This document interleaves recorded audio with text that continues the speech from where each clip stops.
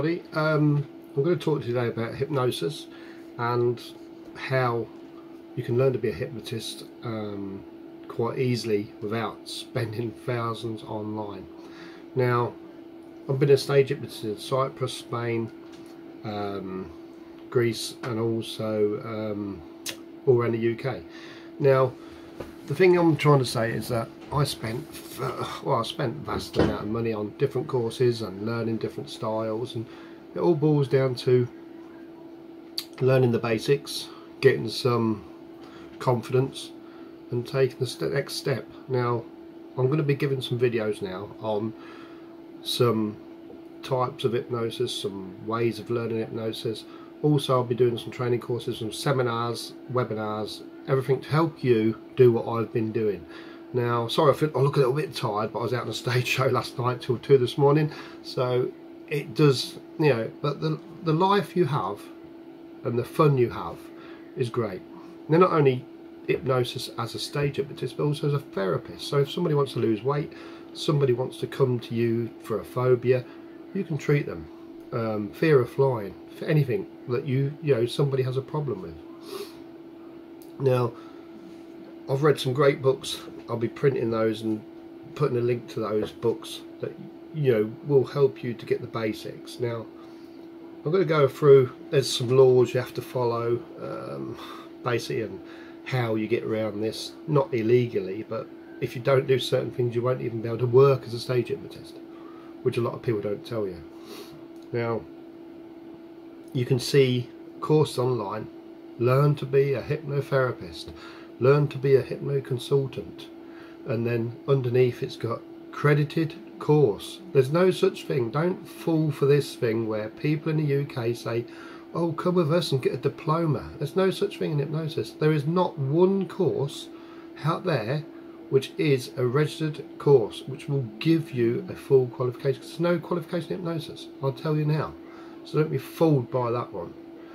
And I'll show you how to get insurance for your therapy sessions, how much to charge, everything. This is all coming. I'm sorry it took a little while, but I've been so busy working. Now, first thing I want to talk about is stage shows, because that's what I love more than anything. Even though I do therapy, I love stage hypnosis. And you will find that some therapists will say to you, oh, stage hypnosis, that's dangerous. Stage hypnosis, them people don't know how to hypnotise properly. Well, let me tell you something.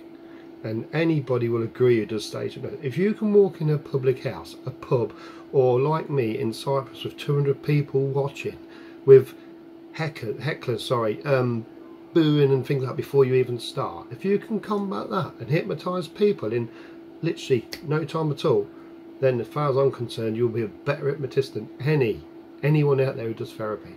Because put them in that situation, they'll say, oh, I can't do this here. Yeah, so if you can hypnotise someone in a bar quickly, fastly, and get them to a state of trance where they will be a subject you are looking for, then yes, you are going to be a good hypnotist. I'm not saying that some therapists are not good, but the different environments and the different way of working soon shows who's got the best abilities, I will say, to put people under. So that's one good point. Now, I'm going to do a few videos. I'm going to try and put some little insights into what we do, how we do it, and then I'm going to try and get a website done this week. I've been trying, but the time has just been so short. But so stick with me. That's all I say. Stick with me. And I'm going to do some webinars, and I've got some people going to come in, and I'm going to hypnotise them in front of you live. Yeah, so you see, and we're going to treat these people for different phobias and things like that. But you have to be a member, because by law, I can't show you the hypnosis process in case you go under. But if you're a member of my site, I can. Yeah, so we need to, be a bit clever here as such. And you probably see, if you've been to a stage show, if you've never been, then just check out some of my videos. My stage name's Ricky Dale. Now, if you look, before the show starts, you do a few bits of music, intro music and whatever, and then we ask for volunteers. You get volunteers on stage, but before you ask for any volunteers, you may notice we say stuff like, please don't come up if you're pregnant. Now, why do we say that? We don't say that because hypnosis is dangerous to pregnant people. No, we say that because the person on stage is going to be jumping around, yeah? They're going to be horse racing, they're going to be anything. And the last thing you want to do is someone who's pregnant being on that stage and dancing around and cause, I don't know, some problems. So that's the only reasons. Also, we state we don't want anybody to come on stage who has any mental problems or suffers from bipolar or anything like that, because you're only going to have someone on stage who's got some problems mentally, and it will probably make it come out more, not through the hypnosis, but because of the way they are relaxed. So you have to be very careful. Also, the other thing you need to make sure is that when you get these people, you're going to get the odd person who comes up. I've had it myself, especially at the beginning, yeah, where someone will come up and you hypnotise them, they'll go like this to try and make you look an idiot. Happens all the time. All the time. But you have to learn with experience how to get rid of these people before you even start. Now, a good way of doing that, in my opinion, is always say in your intro, you don't hypnotise idiots, because idiots already think they're hypnotised. And then just give them a little insight saying, please don't come up if you're going to pretend to be hypnotised. You're wasting not only my time, but all the time in the audience as well. And there's only going to be one fault, and that is you for doing it. That normally keeps the people away, but you do sometimes still get the person. So you need someone in your audience who can give you the signal that you've got an idiot, basically, because that idiot will do everything he can to disrupt your show. He will do every single little thing he can to be the centre of attention. But don't let me put that off, because there's ways of dealing with that, and I'll show you that. Also, then you need people who's coming up. You've got to ask them if they got good imagination, because after all, if they've not got good imagination, they'll be no good on your show. Yeah, I normally put out 10 seats as a rule. Yeah, sometimes you get 10 seats, sometimes you're down to 4. Sometimes I've even hypnotised I've even had a show with 2 people, but I carried on. Now, it's hard to get volunteers. It's not like a singer where he comes and he just starts singing, and if there's nobody listening to him, it's not a problem, because he's getting paid whatever. Yeah. Now, you will still get paid if you have the right contract, even if you don't get any volunteers. That's not your problem, but you do have to do your best to get volunteers. Now, touch wood, I've never had a problem with getting volunteers. You have to. Some people are scared. You have to realise that. So you have to tell them, like, if you come on stage, I will not make you take off your clothes. I will not make you do anything I wouldn't do myself. Literally cover yourself. Now, once they're on the stage, what do you do then? Well, sit them down, get them relaxed, have a quick little chat with everybody. Hi, what's your name? Yeah, move along the line. While you got your microphone on, make them laugh, make them feel relaxed. Play a bit of soothing music in the background. Anything, just make them relax. Then there's some inductions I do. The inductions I do is I love to do the falling back induction. That looks dramatic. People look and think, oh, magic. Yeah, what's he done to them people? That's my favourite, but unfortunately I'm suffering with a spinal injury, so I can't do that now, and I have to make them fall back into the chair. Now, before that even happens, there's a few tests you do with people. You've probably seen it. Suggestibility test. This is to get the people you need. There's no good getting someone on stage who doesn't want to be hypnotised, I'll tell you now, because you won't hypnotise them. Or someone who's going to put a big resistance up, you don't want them. Now, one of the little tests I do, and most hypnotists do it, is a hands clasp, which I'll go into more detail later. The pointing finger, which is basically you put your fingers together, hold your fingers apart, and you say to them, keep looking at your fingers, keep looking at your fingers, and when your fingers, keep looking at your fingers, and they will get closer and closer together. And as they keep doing that, keep giving this suggestion, they will get closer to closer, like a pair of magnets, pulling together and together. They will notice their fingers till they touch. They will literally touch. That's a good sign of someone who's got good imagination. And that's one of them we do. And I normally start off with that. Or I start off with this, where I say, in between your hands is a strong magnet, and it's going to pull your palms of your hands closer and closer, and then they go like this.